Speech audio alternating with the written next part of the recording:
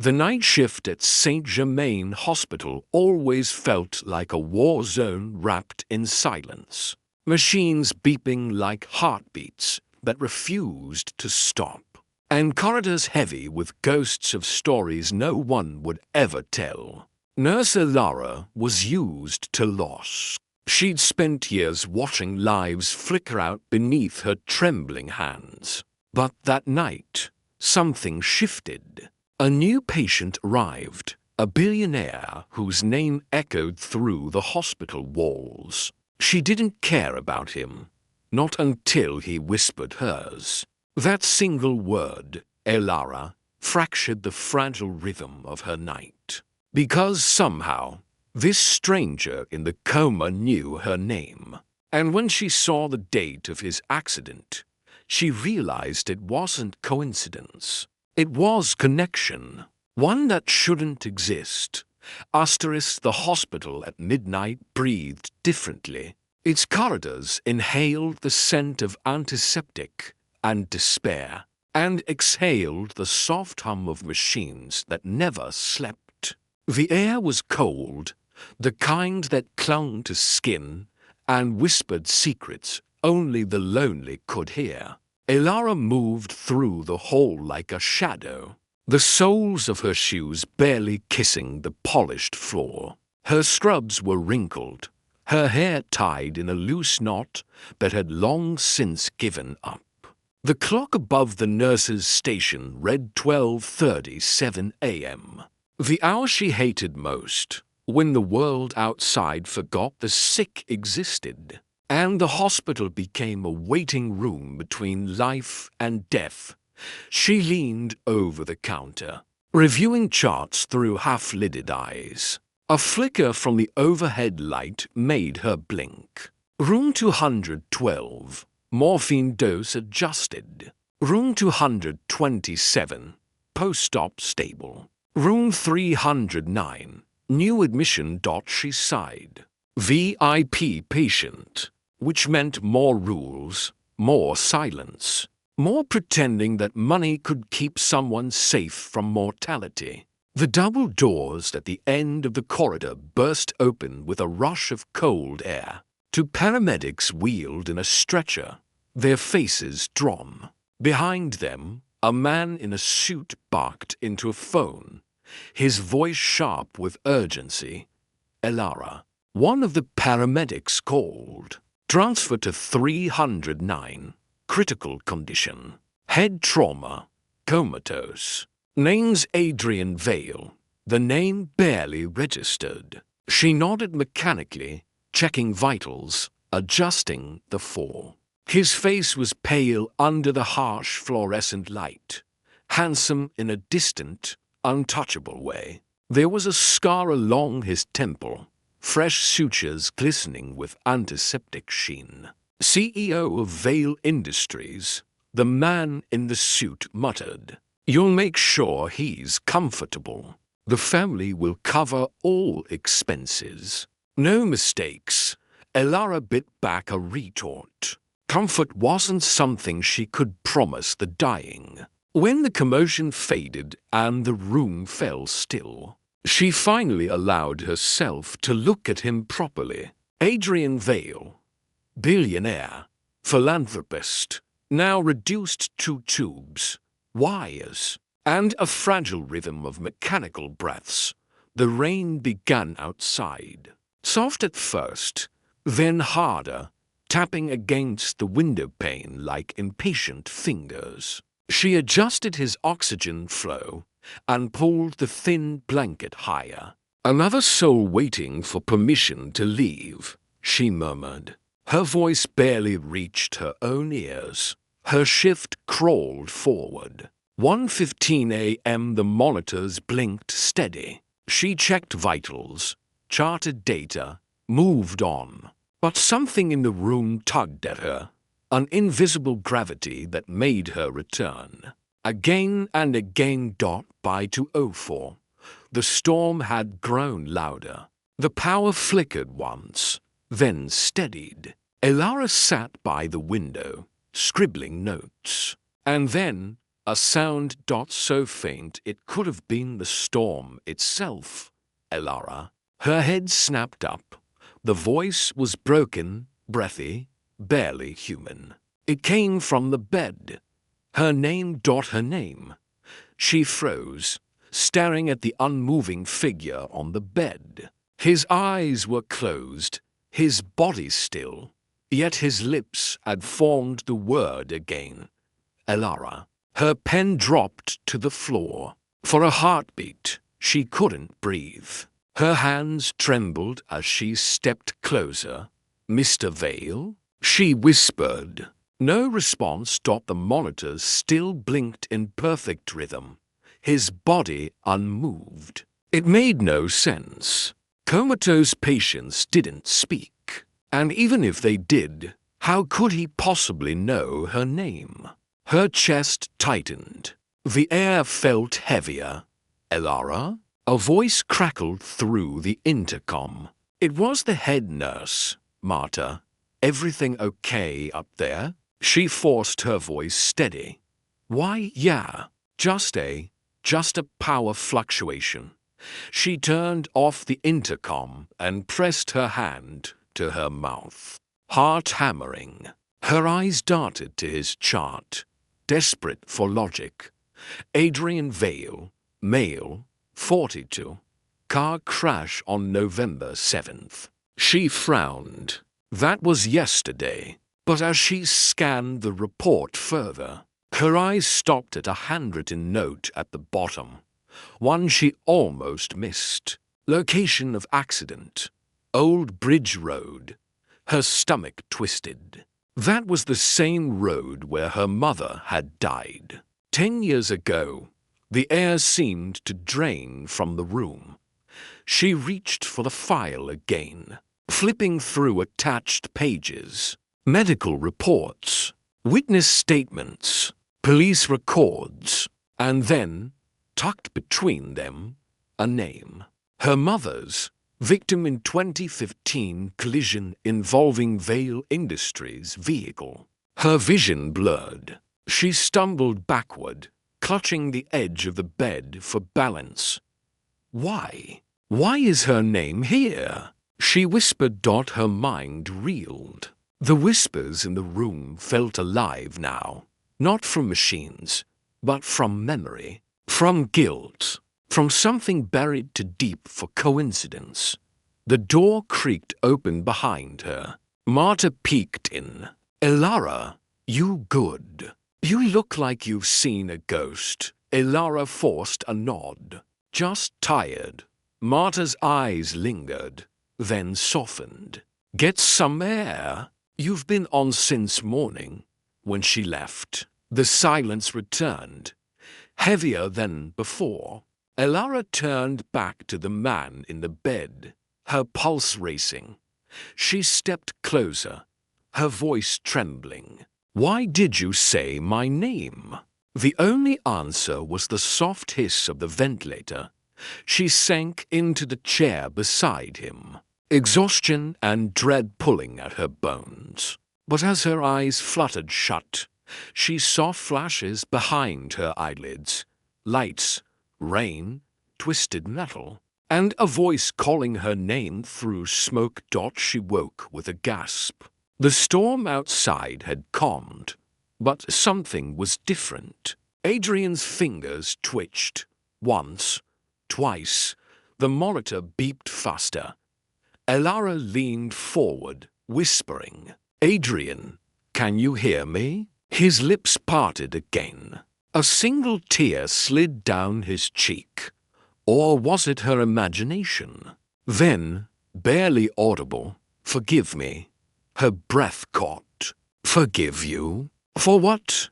No reply. Just the steady beep, the cold air, and the sound of her heart breaking in the quiet. She grabbed his hand, and for the briefest second swore she felt him squeeze back. Her gaze darted once more to the file. The last page had something scribbled in the margin, a half-erased note. "Find Elara. She deserves the truth." The room spun. Her knees went weak. Thunder rolled one last time across the sky, echoing down the sterile hallway. Elara stood frozen, her reflection trembling in the window's dark glass. Two souls, one secret, and as the storm faded into silence, she whispered to herself, voice cracking under the weight of something she couldn't yet name. "Who are you, Adrian Vale? And what did you do to my family?" The truth had begun to stir. But in the morning, when Adrian's eyes finally opened, Elara would realize that some answers aren't meant to heal. They're meant to destroy.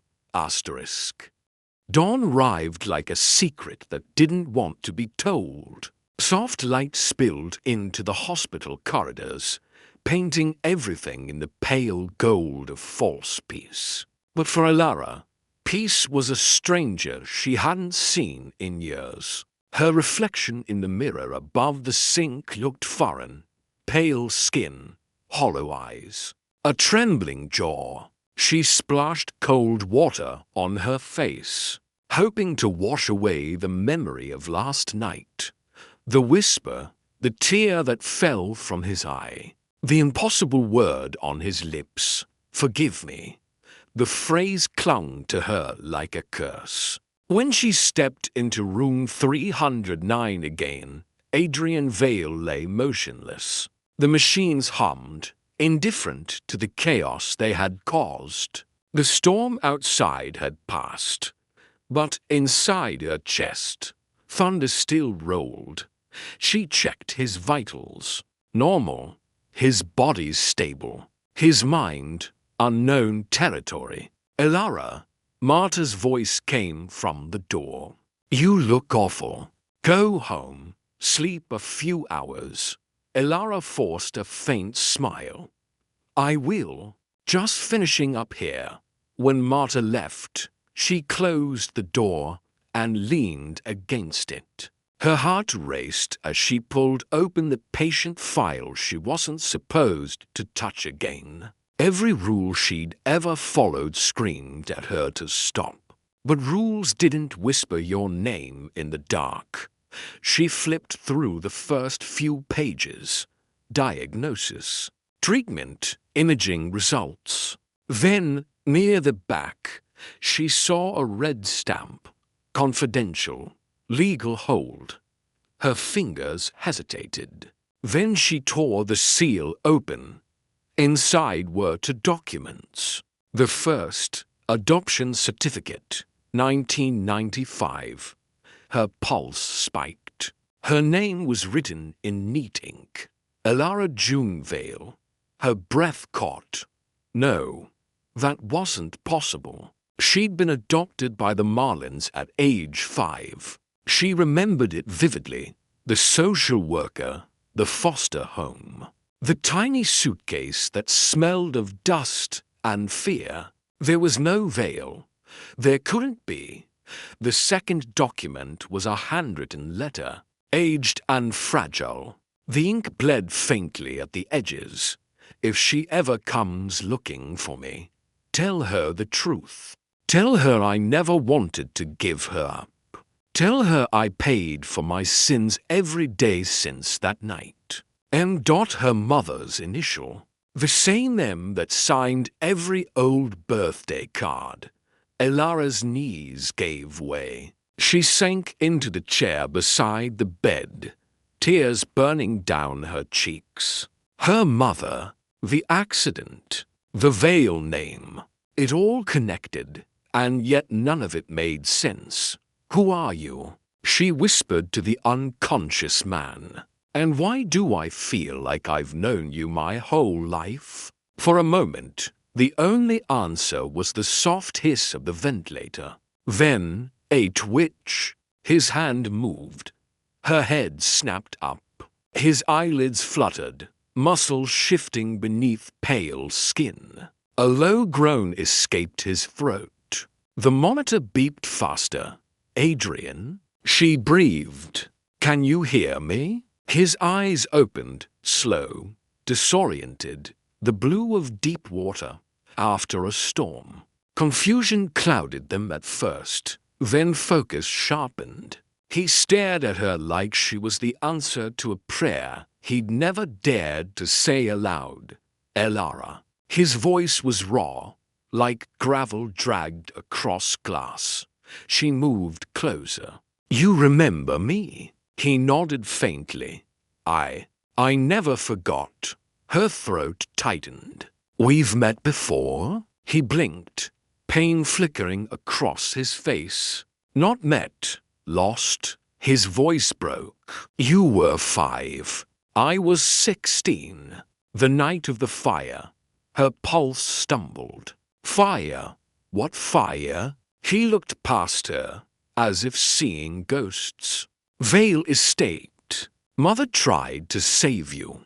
Father didn't." She shook her head violently. "No.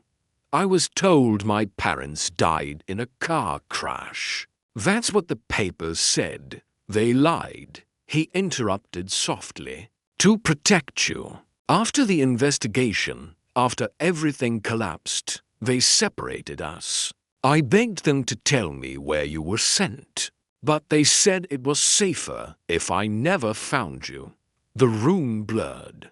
She felt the floor sway beneath her feet. "You're saying you're my brother?" His gaze held hers, wet with guilt and grief. "Half-brother, same mother, different fathers. I looked for you for years."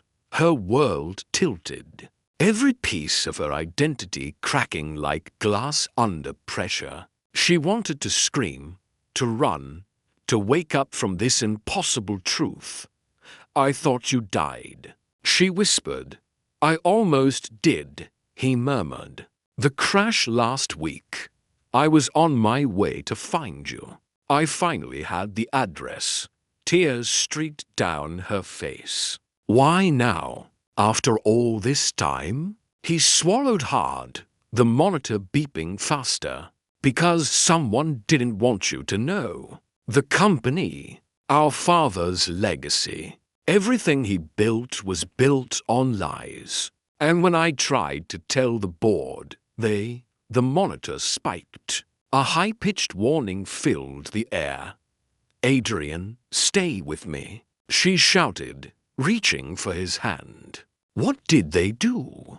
Who are they?" His breath came in ragged gasps. It wasn't an accident. He coughed, blood staining his lips. "They tried to." The alarm blared louder. Elara hit the emergency button, her voice shaking. "Code blue, room 309. Doctors rushed in.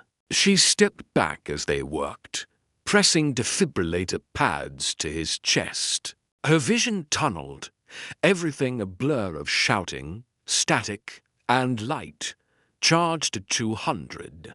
Clear. His body jolted. Once, twice, the monitor flatlined. Elara pressed her trembling hands to her mouth, heart splitting open. "Please, Adrian, don't do this. Not now. Not when I finally know. Charge again." Marta's voice barked. Clear. Another jolt. Then a sound, a faint, slow beep. Then another. His heart. It was fighting back. Everyone exhaled in relief. The doctor nodded. "Stable for now." Elara stepped forward, her tears falling onto his arm. His eyelids flickered. Just once more, enough to form one final whisper. "Find the letter he left for you." Then he drifted back into unconsciousness. The doctor turned. "He needs rest. You should step out." Elara nodded weakly, stepping into the corridor, her legs numb dot in her pocket. The adoption papers trembled against her chest. Somewhere, out there, a letter waited, from a man who had built an empire on secrets and silenced truth. She looked through the window at Adrian's still form. A lump rising in her throat. Family, blood, betrayal. It all blurred together now. And deep down, she knew the whisper that started this, her name spoken in the dark, wasn't the end. It was the beginning of everything.